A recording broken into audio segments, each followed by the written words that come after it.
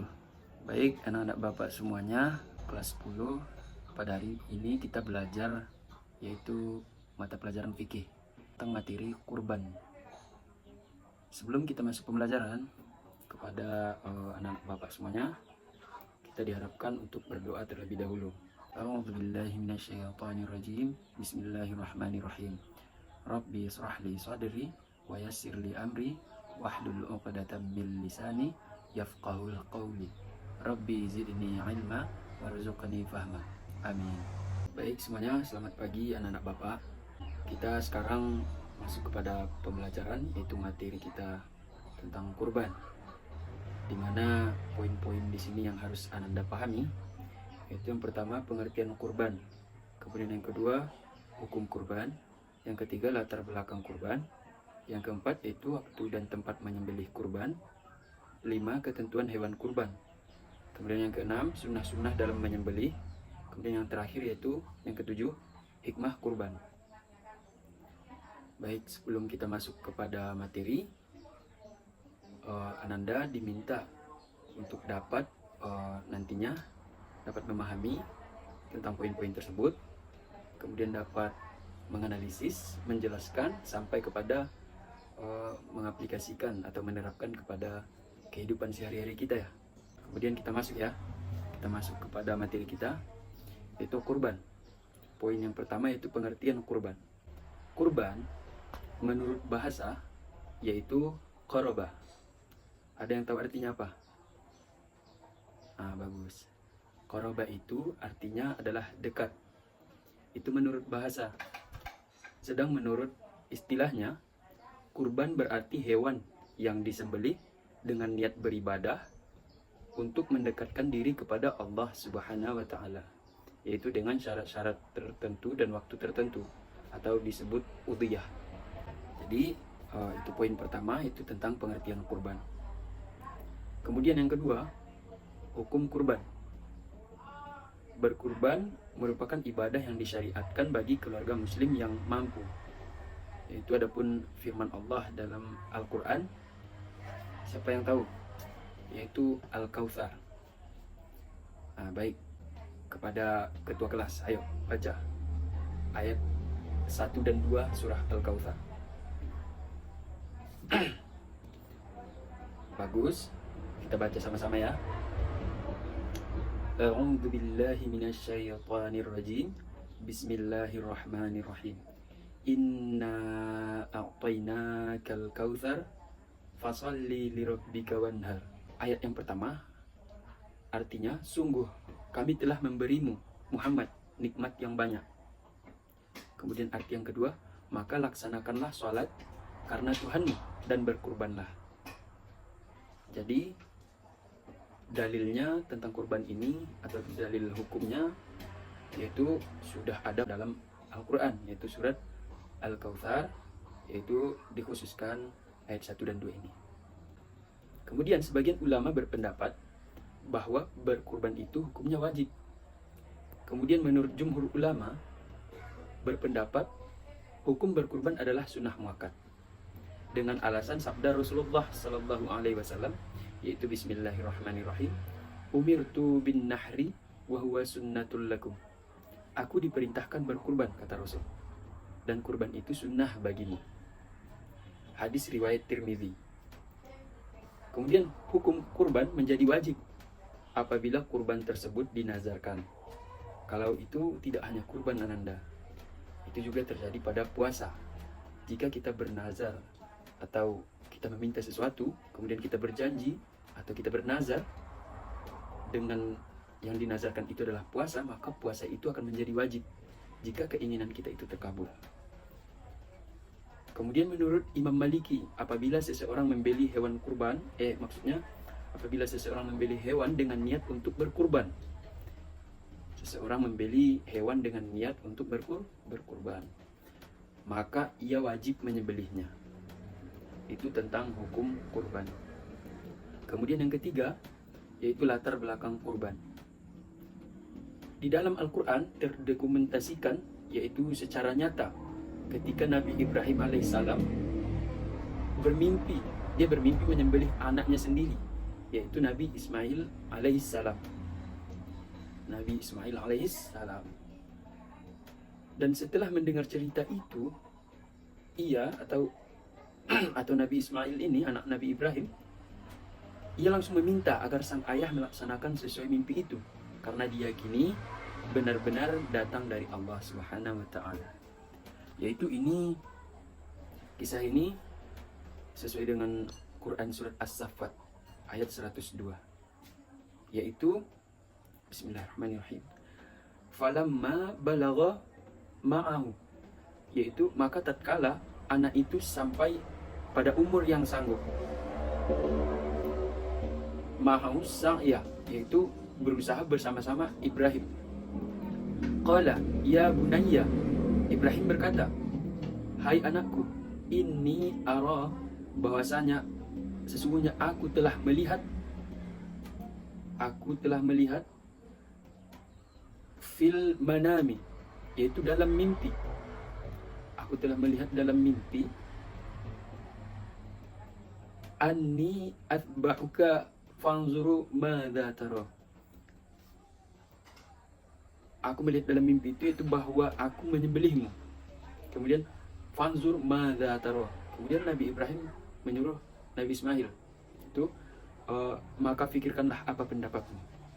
Dia menyuruh Nabi Ismail itu berpendapat atau berpikir pada saat itu. Qala, berkata Nabi Ismail, ya abatif'al ma tu'ma, yaitu wahai bapakku, kerjakanlah apa yang diperintahkan kepadamu. Satajiduni insyaallah Allahu minas sabirin. Insyaallah kamu akan mendapatiku termasuk orang-orang yang sabar, kata Nabi Ismail kepada Nabi Ibrahim. Kemudian pada saat itu, hari berikutnya, Ismail alaihissalam dengan segala keikhlasan hati menyerahkan diri untuk disembelih oleh ayahandanya sebagai persembahan kepada Allah Subhanahu wa taala. Mimpi itu dilaksanakan. Acara penyembelihan segera dilaksanakan ketika tanpa disadari yang di tangannya ada seekor domba. Ternyata Nabi Ismail pada saat itu ditukar oleh Allah Subhanahu wa taala dengan kuasanya dengan seekor domba. Itu tentang latar belakang kurban. Kemudian poin keempat itu waktu dan tempat menyembelih kurban. Waktu yang ditetapkan untuk menyembelih kurban ini Anda, yaitu sejak selesai sholat Idul Adha atau 10 Zulhijjah sampai terbenam matahari pada tanggal 13 Zulhijjah. Yaitu sabda Rasulullah, man kana dzabaha qabla an tusalli falyudbahu makanaha ukhra. Barang siapa menyembelih sebelum kita mengerjakan sholat, barang siapa menyembelih hewan kurban maksudnya sebelum kita mengerjakan sholat, maka hendaklah ia menyembelih yang lain sebagai gantinya. Muttafaqun alaih. Tempat menyembelih sebaiknya dekat dengan tempat pelaksanaan sholat Idul Adha. Hal ini sebagai sarana untuk syiar Islam. Kemudian itu yang tadi, waktu dan tempat menyembelih kurban, waktu dan tempat menyembelih kurban. Kemudian poin yang kelima yaitu ketentuan hewan kurban, yaitu hewan yang dijadikan kurban adalah hewan ternak, sebagaimana firman Allah Subhanahu wa taala yaitu Quran surat Al-Hajj ayat 3, yaitu yang artinya, dan bagi tiap-tiap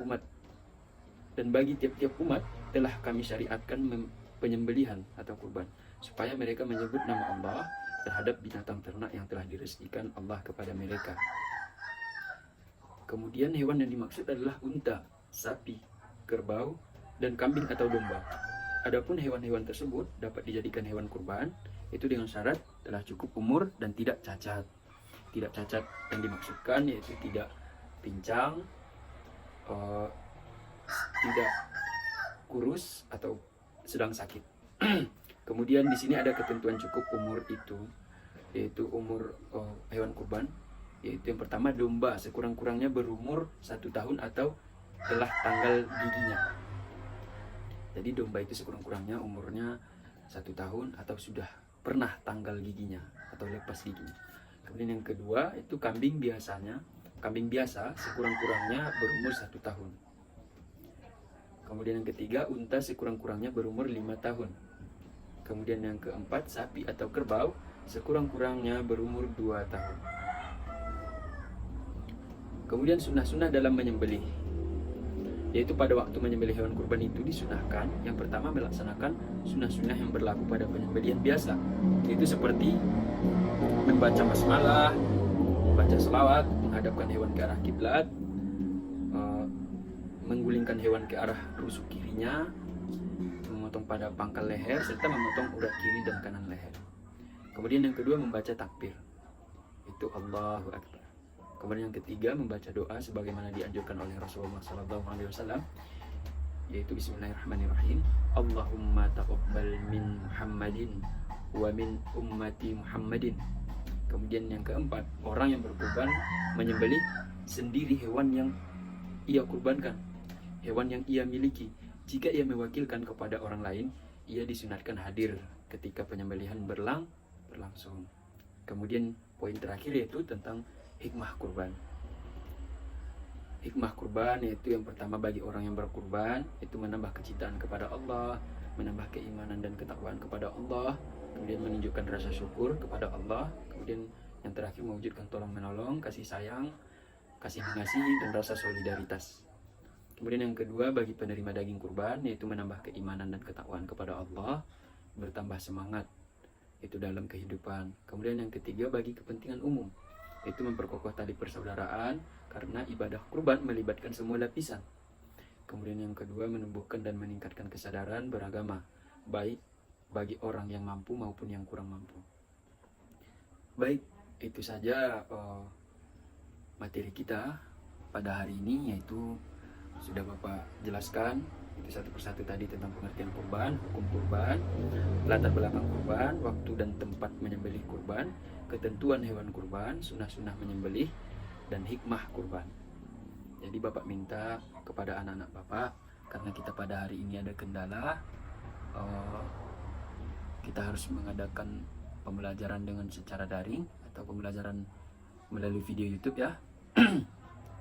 Jadi Bapak minta Ananda harus paham satu persatu tentang materi yang telah kita pelajari sesuai dengan poin-poin yang Bapak sebutkan tadi. Kemudian Bapak minta untuk pertemuan berikutnya Ananda sudah hafal ayat-ayat yang Bapak sampaikan tadi, yaitu Al-Kautsar. Kemudian yang kedua tentang latar belakang kurban tadi, yaitu ayatnya pada surat As-Saffat ayat 102. Mungkin itu saja. Jadi Ananda semua harus hafal atau paham. Anda semua harus paham materi sebanyak 7 poin tadi tentang materi kurban. Kemudian Ananda harus hafal. Pada pertemuan besok kita setorkan, yaitu ayat yang pertama yaitu surat Al-Kautsar, kemudian yang kedua surat As-Saffat ayat 102. Baik, itu saja Ananda. Mungkin salah dan kurang dari Bapak minta maaf. Selanjutnya kita akan bertemu kembali pada pertemuan minggu depan. Baik, sebelum kita mengakhiri perkuliahan kita, alangkah baiknya kita membacakan hamdalah, alhamdulillahirabbil alamin. Baik, banyak maaf. Assalamualaikum warahmatullahi wabarakatuh.